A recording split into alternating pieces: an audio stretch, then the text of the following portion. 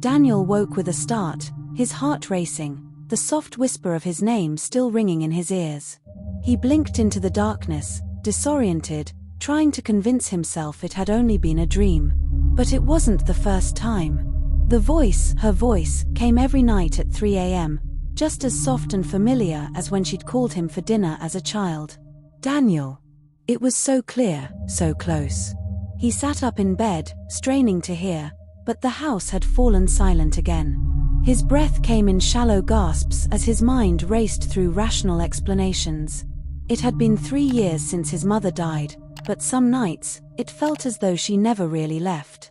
He swung his legs over the edge of the bed, planting his feet on the cold wooden floor. His room was pitch dark, except for the faint glow of the clock on his nightstand. 3:07 a.m. Just as it had been the night before, and the night before that. The same voice. The same time. The same creeping chill that followed him as he lay awake, his mother's name caught in his throat. The house groaned as it often did in the dead of night, but this time, the noise set his nerves on edge. He waited, frozen, listening for any sign of movement. But nothing came. Slowly, he lay back down, pulling the covers up to his chest, willing himself to breathe normally. It had to be in his head. That was the only explanation. And yet, deep down, he knew it wasn't over.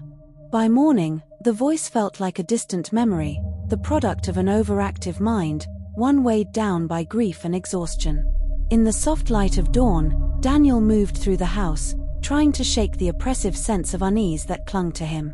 He made himself coffee, but it tasted bitter, as if something in the air was tainting even that simple comfort.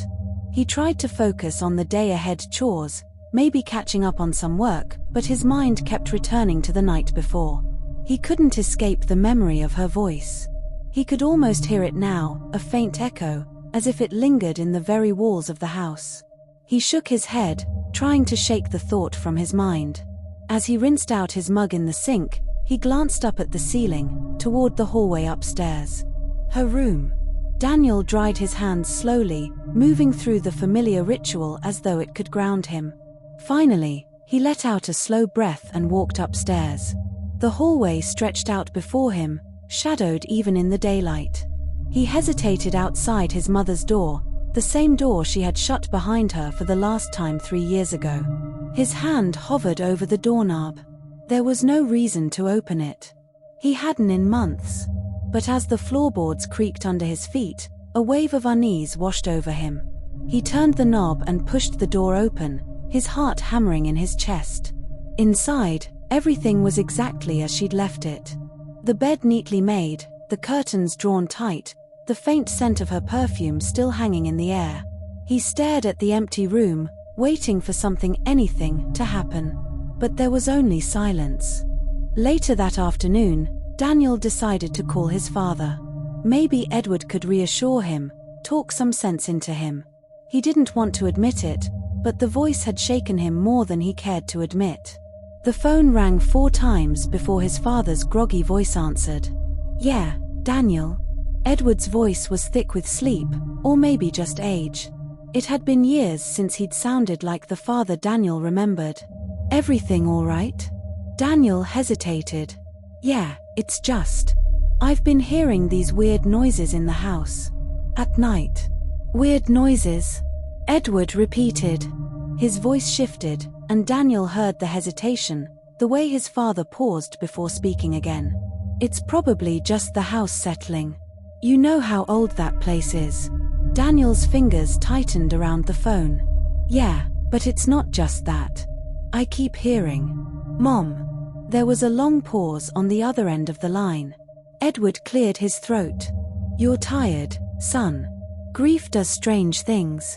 You need to get out of that house." Daniel opened his mouth to respond, but his father cut him off. "Look, I know it's been hard since your mother passed. But that house," Edward trailed off, his voice distant, like he didn't want to finish the thought. "Just be careful." Daniel hung up feeling worse than before. His father's reluctance only fueled his growing anxiety. There was something more behind his words, something Edward wasn't telling him. The stairs creaked under his weight as he ascended, each step louder than the last in the dead silence of the house. The hallway stretched out before him, darker than he remembered, even with the faint glow of his flashlight. The air was colder up here, the kind of cold that seeped into your bones. Daniel approached his mother's door, his hand trembling as he reached for the knob. The voice had gone silent, but its presence lingered, hanging heavy in the air. He hesitated, his fingers hovering over the cool metal, but before he could turn back, something pulled him forward. The door swung open with a soft groan. Inside, the room was just as it had been that morning. Untouched. Still. He stepped inside, his breath catching in his throat. The room felt different now, heavier, like the walls themselves were watching him. The faint scent of his mother's perfume still lingered, but now it mixed with something else, something stale and rotten. The voice didn't return. Only the silence stretched on, thick and unyielding. Daniel stared at the bed, half expecting to see her sitting there, waiting for him. But the room was empty. Daniel moved slowly through the room, his eyes scanning every corner for something, anything, that might explain what was happening. His gaze fell on the nightstand, and there, tucked between old photographs and trinkets, was a small, worn journal. He hesitated before picking it up. The leather was soft and cracked, the pages yellowed with age. He recognized it immediately. His mother's handwriting filled the pages, looping and elegant, but frantic in places, as though written in a hurry. Flipping through the pages, Daniel felt a growing sense of dread. The words were fragmented, disjointed. Descriptions of rituals, strange symbols, and phrases he didn't understand. And then, toward the end, a passage that made his stomach drop. He must come back to me. The ritual is nearly complete. His hands trembled as he read the words again. The voice echoed faintly in his mind, a soft whisper that sent chills down his spine. He stumbled back from the nightstand, the journal slipping from his hands. Exhausted, Daniel collapsed into bed, but sleep didn't bring peace. It brought nightmares. He dreamt of the house, empty and decaying. The shadows stretched out like grasping hands, reaching for him as he wandered through the endless halls. His mother's voice echoed from every corner, soft and sweet, but tainted with something dark. And then, there she was, standing at the foot of his bed. Smiling. "You'll never leave me, Daniel," she whispered, her voice turning cold. Her face twisted, her eyes hollow, her smile growing wider, more grotesque. Daniel woke with a scream, his chest heaving, the words echoing in his mind. "You'll never leave me."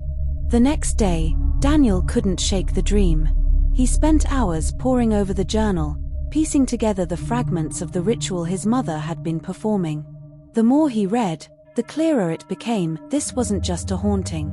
It was something far darker, something that had been planned long before she died.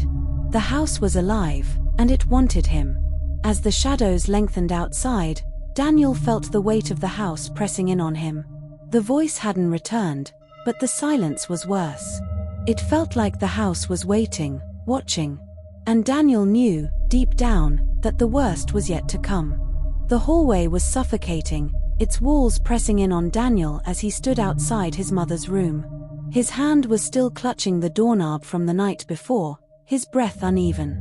He blinked into the dim light, trying to shake the last fragments of the nightmare from his mind. He hadn't planned on coming back upstairs so soon.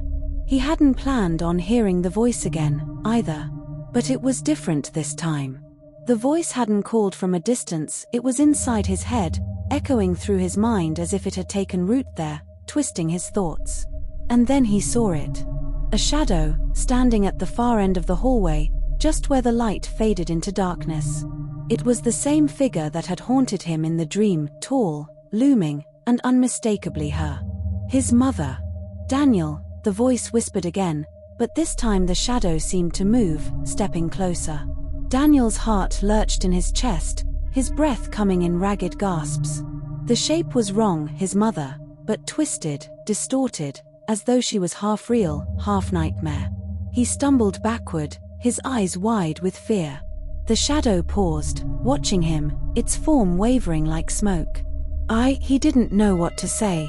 What do you want from me? The shadow didn't respond. Instead, it dissolved into the darkness, leaving Daniel trembling in the silent hallway, his back pressed against the wall. For a long time, he stood there, unable to move, unable to think clearly. The silence was too loud, too empty. The house felt as if it were watching him, waiting. Finally, his legs gave way beneath him, and he slid to the floor, his mind racing with questions he didn't have the answers to. Was he losing his mind? Was the house doing this to him? The next morning, Daniel sat at the kitchen table, staring at his phone. He had to call his father. There had to be more to this, his father's reluctance to talk about his mother's death, the strange journal, the voice that wouldn't leave him alone. He dialed the number before he could talk himself out of it. The phone rang, and finally, Edward answered with a heavy sigh. Daniel. Dad, I need to talk to you. Daniel's voice trembled, and he cursed himself for letting the fear slip through. He needed answers, not pity. It's about the house. About Mom. There was a long pause. Daniel, what's going on? I've been hearing her, Daniel said quickly, unable to stop the flood of words. Every night, at 3 a.m. She calls for me. And I saw her last night, Dad. I saw her shadow in the hallway. Edward didn't answer right away. When he finally spoke, his voice was rough, strained. I told you, son, you need to leave that house. It's not safe for you there. Not safe? What do you mean? What aren't you telling me? Daniel's pulse quickened, frustration building. Another pause, longer this time. Daniel could hear his father breathing, could feel the hesitation in his voice. Your mother, she was involved in something. Before she died. Edward's voice was low, almost as if he was afraid to say the words out loud. She joined a group. They called themselves a cult, but it wasn't what you're thinking. They believed in rituals, old rituals, to keep families together. They believed that if they performed the right steps, they could bind themselves to the house. Daniel's blood ran cold. What are you saying? I'm saying, your mother was obsessed with it. She didn't want to lose you, Daniel. She couldn't stand the thought of you leaving. So Edward broke off, his voice cracking. She was desperate. I don't know what she did, but I think she completed something dangerous. Daniel gripped the edge of the table, his mind racing. And you didn't stop her? I tried, Edward whispered. I tried, but it was too late. Daniel hung up the phone, his hands trembling. He felt sick, his stomach twisting with the weight of his father's words. He stood from the table and stumbled toward the living room, his legs shaky, his mind spinning. His mother had been part of a cult. She had done something terrible to keep him tied to the house. And now the house wanted him. The air in the room felt heavy, oppressive, as if the walls were closing in on him. He stared at the ceiling, listening to the quiet groans of the house settling, but the sound was wrong. It wasn't the wood, it was something deeper. Something alive. Suddenly, the temperature dropped, and the lights flickered. Daniel froze, his heart hammering in his chest. The voice returned, louder than before, echoing through the empty space. Daniel, finish what I started. He turned in a slow circle, scanning the room, but there was no one there. The house creaked again, the sound louder, sharper, almost angry. Daniel backed away, his breath coming in short bursts. What do you want from me? The voice didn't answer this time, but the room groaned again, the sound deep and guttural, as if the house itself were alive, hungering for something it couldn't quite reach. By the time night fell, Daniel couldn't take it anymore. He grabbed his mother's journal from the nightstand and flipped it open, desperate for answers. His fingers shook as he scanned the pages, the words blurring together in his frantic search for the truth. The journal was filled with fragmented thoughts, symbols, rituals that made no sense. But as he read further, the pieces started to fall into place. His mother had been trying to bind herself to the house, to ensure that she would never truly leave. But that wasn't all. He must come back to me. The ritual is nearly complete. The words on the page blurred, and Daniel felt his heart skip a beat. She hadn't just been binding herself to the house, she had been binding him, too. His throat tightened, and he dropped the journal, stumbling backward. The voice whispered softly in his ear, "Finish what I started," but this time it wasn't a plea. It was a command. Daniel bolted from the room, his mind racing with the horror of what he'd just discovered. He had to get out. Now. He grabbed his jacket from the hook by the front door, his hands shaking as he fumbled with the lock. The doorknob was ice cold under his fingers, and for a moment, he thought it would turn. But it didn't. The door wouldn't budge. Panic surged through him, and he yanked at the door, his breath coming in frantic gasps. He rushed to the windows, but they were the same, locked, sealed, as if the house itself had fused them shut. The voice returned, louder now, echoing through the halls. "You can't leave, Daniel. You belong to me." The walls seemed to pulse around him, and he stumbled back, clutching his head as the voice grew louder and louder, drowning out his thoughts. Daniel backed up the stairs, his legs weak and unsteady, his heart racing as the house groaned around him. He needed to think, needed to clear his head, but the voice was everywhere now, in every creak and groan, in every breath he took. The hallway stretched out before him, long and dark, the shadows clinging to the walls like they were alive. He stumbled toward his mother's room, the door swinging open as he approached, as if it were waiting for him. Inside, the room was dark, the air cold and still. The bed stood in the center, untouched, but the shadows around it rippled like water, shifting and twisting in unnatural ways. And then he saw her. His mother, standing at the foot of the bed, her face pale and twisted, her eyes hollow. She smiled, but it wasn't a kind smile, it was sharp, predatory. "You'll never leave me," she whispered, her voice soft but filled with a terrifying certainty. Daniel's breath caught in his throat. He backed away, his heart hammering in his chest, but the walls seemed to close in on him, trapping him in the room. The voice whispered again, softer now, almost soothing.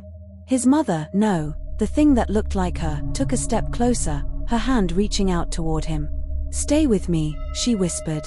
"You were always meant to stay." Daniel shook his head, his mind screaming for him to run, but his legs wouldn't move. His heart ached, and his body felt heavy, as if the house itself were pulling him down. For a moment, he considered it, just letting go, just staying with her. Maybe that would be easier. Maybe that would make the pain stop. But then he caught a glimpse of his reflection in the mirror across the room, and what he saw stopped him cold. His own face, pale and twisted, just like hers. The same hollow eyes. The same predatory smile. He wasn't leaving. He was becoming her. Daniel stumbled back, his breath coming in ragged gasps. "No," he whispered, shaking his head. "No, I won't." The walls trembled around him, and the house let out a low, guttural groan, as if it were angry. He ran from the room, crashing into the hallway, but the house wouldn't let him go. The voice screamed in his head, growing louder and louder, until he thought his skull might split open. He had to stop it.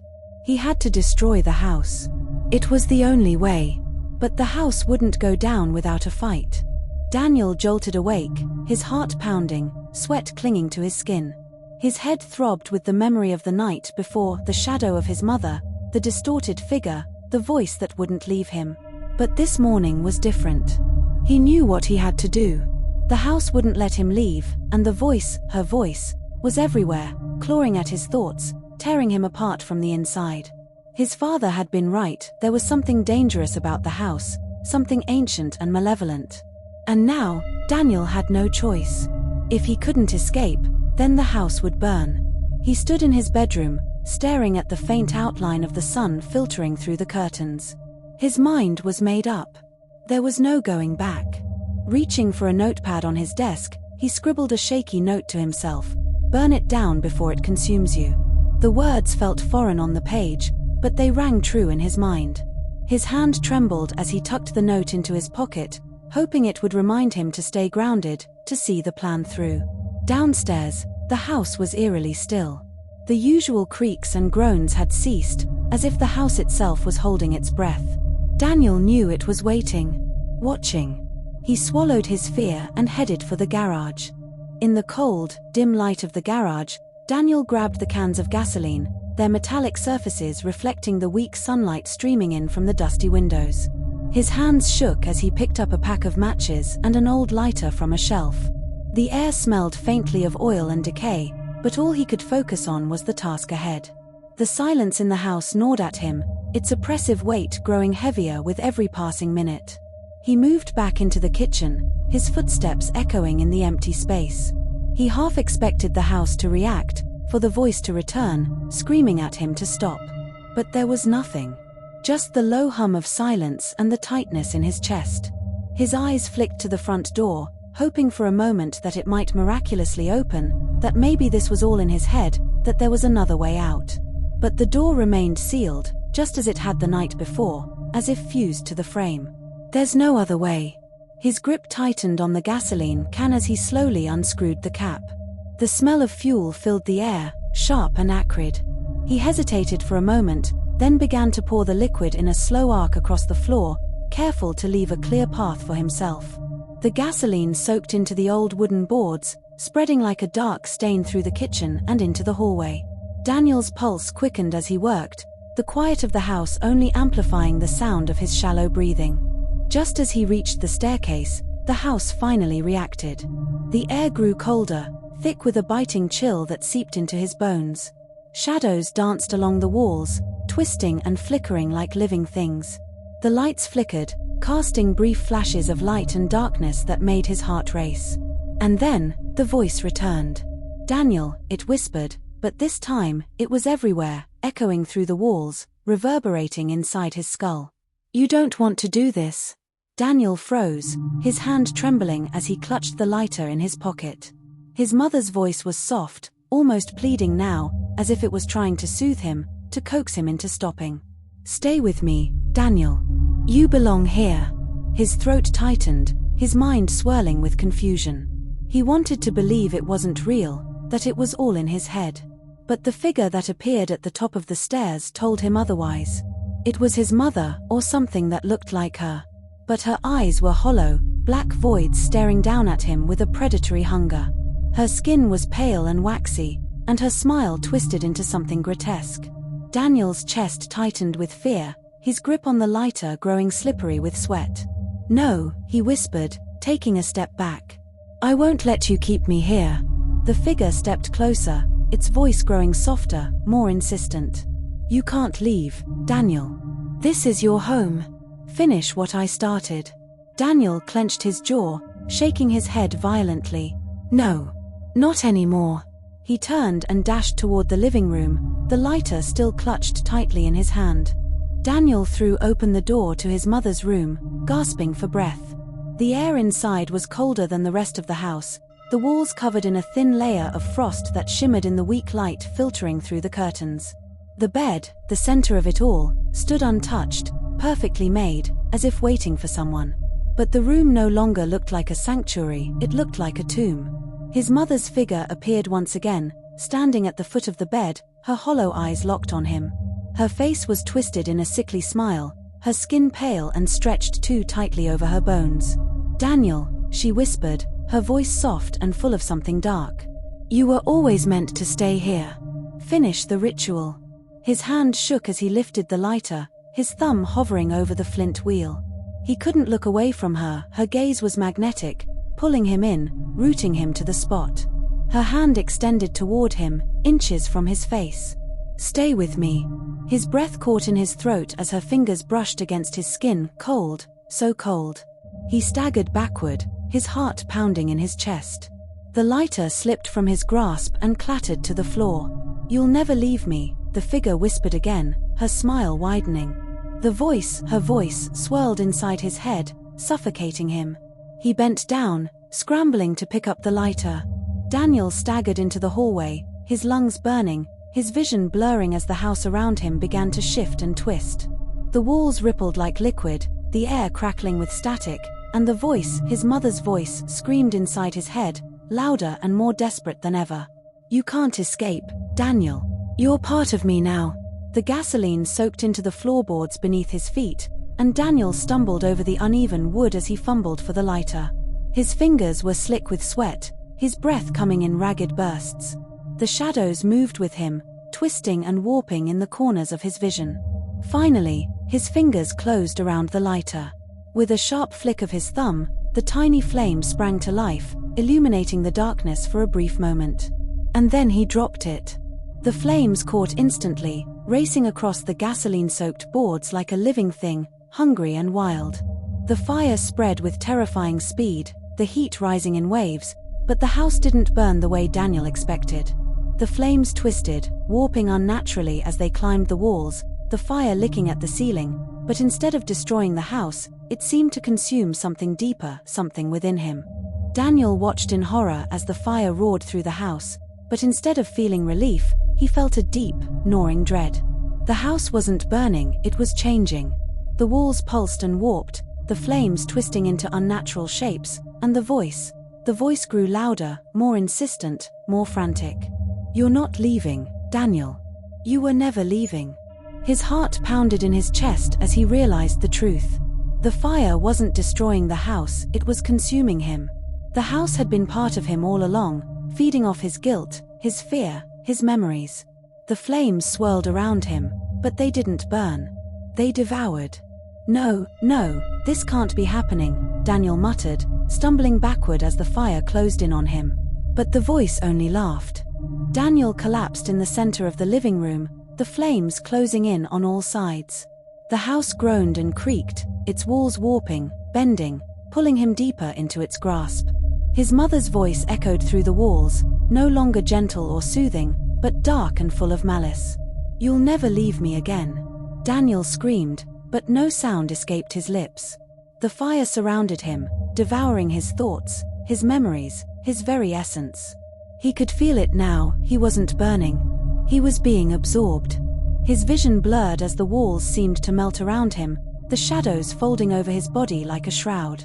He tried to fight it, tried to pull himself free, but it was too late. The last thing he heard was the sound of his own voice, echoing softly through the walls, mingling with the others. "You'll never leave me." And he never did.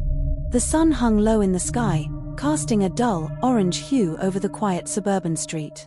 The Reynolds family home stood as it always had, proud and old, its Victorian architecture still imposing despite the creeping wear of time. But today, something was different. A car pulled up slowly, coming to a stop in front of the house. Mr. Delaney, the elderly neighbor from 2 doors down, stood on his front porch, watching as the police officer climbed out of his cruiser. The man's frown deepened, his hands tightening around his cane. He'd noticed it first a few days ago. Daniel's house had grown eerily quiet. No lights at night, no movement during the day. The lawn, which Daniel had always kept tidy, had begun to overgrow, weeds pushing through the cracks of the stone path. Something wasn't right. "Officer," Mr. Delaney called, his voice gravelly with age. "You here for Daniel?" The police officer nodded, his eyes drifting toward the house. "Yeah, we got a call from his father. Said he hadn't heard from him in a week. Figured we should check it out." Mr. Delaney's frown deepened. It's not like Daniel to disappear like that. Always kept to himself, but he was always around. Can't remember the last time I saw him leave the house. His gaze shifted to the darkened windows, unease settling in his chest. "Something's wrong. I can feel it." The officer gave a small nod, his expression grim.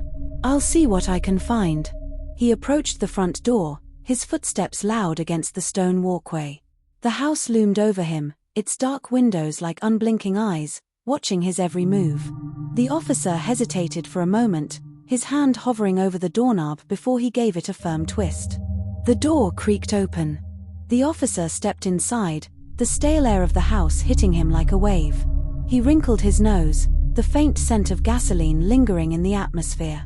It was cold, unnaturally so, for a late summer day. His hand instinctively reached for the flashlight clipped to his belt, flicking it on as he scanned the dimly lit foyer. "Daniel," his voice echoed through the house, but there was no reply. The house was eerily silent, the kind of silence that crawled under your skin, making the hair on the back of your neck stand on end. The officer moved deeper inside, the beam of his flashlight cutting through the darkness. He passed the living room, the kitchen, but everything was untouched. No sign of struggle, no sign that Daniel had packed up and left. He called out again, his voice swallowed by the oppressive quiet. The house was cold, but more than that, it felt wrong. As though the walls themselves were watching him, as if the house had been holding its breath, waiting for someone to step inside. The officer's footsteps echoed unnaturally loud on the wooden floors, each creak of the boards sending a ripple of unease through him. His gaze drifted to the staircase, the darkness above looming like a shadowy abyss. "Daniel," the officer called once more, his voice wavering slightly. But he knew, deep down, there would be no response. Upstairs, the hallway stretched long and narrow, the walls seeming to close in as the officer climbed the stairs. He shone the flashlight into the dark corners, but the house remained still, waiting. The air grew colder as he approached the closed door at the end of the hall, Martha's old room, where Daniel's last footsteps had been heard. His hand hovered over the doorknob, the cold metal biting against his skin. He hesitated. Something about this room felt wrong, as if whatever had happened in this house had its roots here. He turned the knob slowly, the door swinging open with a groan. Inside, the room was dark, the windows covered in heavy curtains. The bed was made, pristine and untouched, the room preserved as if waiting for someone to return. The officer stepped inside, shining the flashlight around the small space. There was nothing out of place, no sign of struggle or violence. Just silence. He moved toward the closet, his nerves on edge. He could feel the weight of the house pressing down on him, could feel the cold seeping into his bones. Something was wrong. The silence was too thick, too unnatural. He threw open the closet door, half expecting to find anything that could explain Daniel's disappearance. But the closet was empty. He exhaled a long, shaky breath, stepping back into the hallway. Nothing. The house was empty. Or at least, it seemed empty. Back downstairs, the officer paused in the living room, his flashlight flickering slightly. His hand reached for his radio, about to call in when something stopped him. A sound. Barely there, but unmistakable. He froze, straining to hear. It was faint, so faint, he almost thought he imagined it, but it was there. A whisper, carried on the still air, so soft that it sent a shiver down his spine. He turned slowly, his heart pounding in his chest, his eyes scanning the room for the source. Nothing. But the whisper came again. Faint. Distant. As though it were coming from the walls themselves. The officer's hand tightened around the flashlight, his pulse quickening. His gaze darted to the staircase, then to the darkened corners of the room. The house felt alive around him, the shadows seeming to pulse with some unseen energy. "Daniel." The officer's voice was barely a whisper now, but the house didn't respond. Only the faint echo of that strange sound lingered, like a breath exhaled in the darkness. He swallowed hard, his fingers tightening on his radio as he backed toward the front door. "Dispatch," he said, his voice low, no sign of the subject. "House is empty." But as he reached for the doorknob, the whisper came again, this time clearer, more distinct. "Daniel." The officer's breath caught in his throat. He turned sharply, the beam of his flashlight sweeping across the empty room. But there was nothing. Just the cold, empty house, and the whispering that seemed to rise and fall, just beyond the edge of hearing. The officer stumbled out of the house, his breath coming in short gasps as the heavy door slammed shut behind him. The sunlight hit him like a wave, warm and blinding after the cold darkness inside. Mr. Delaney was still standing on his porch, his cane gripped tightly in his hand. He frowned as the officer approached, his eyes narrowing. "Well?" Delaney asked, his voice filled with concern. "You find anything?" The officer shook his head, his mouth dry. "Nothing. No sign of him." He paused, glancing back at the house. The dark windows stared back, silent and unmoving, as if the house itself had secrets it wasn't ready to share. "It's like he vanished." Delaney grunted, leaning heavily on his cane. "That house, it's been strange ever since his mother passed. Always something off about it." The officer nodded absently, still staring at the house, its imposing figure looming over the quiet street. "We'll file a report. But I'm not sure there's much else we can do right now." As the officer returned to his car, Delaney stood in silence, his eyes fixed on the house. He had lived in this neighborhood for decades, but the Reynolds home had always unsettled him, even before Martha's death. Now, the unease had grown into something more tangible. The house felt wrong. Inside, the house stood still, silent, as it always had. The shadows in the corners were thick, unmoving, but if you listened closely, very closely, you might hear it. The faintest sound, like the soft whisper of a breeze. Daniel. The walls seemed to hum with a quiet, barely there vibration, as if the very structure was alive, feeding off the stillness that had settled in its bones. The house had not burned. The house remained. And within its walls, something lingered. There, in the silence of the living room, if someone had stood still long enough, they might have heard the whispers. Faint, distant, barely perceptible. "You'll never leave me again." The house waited. It always waited.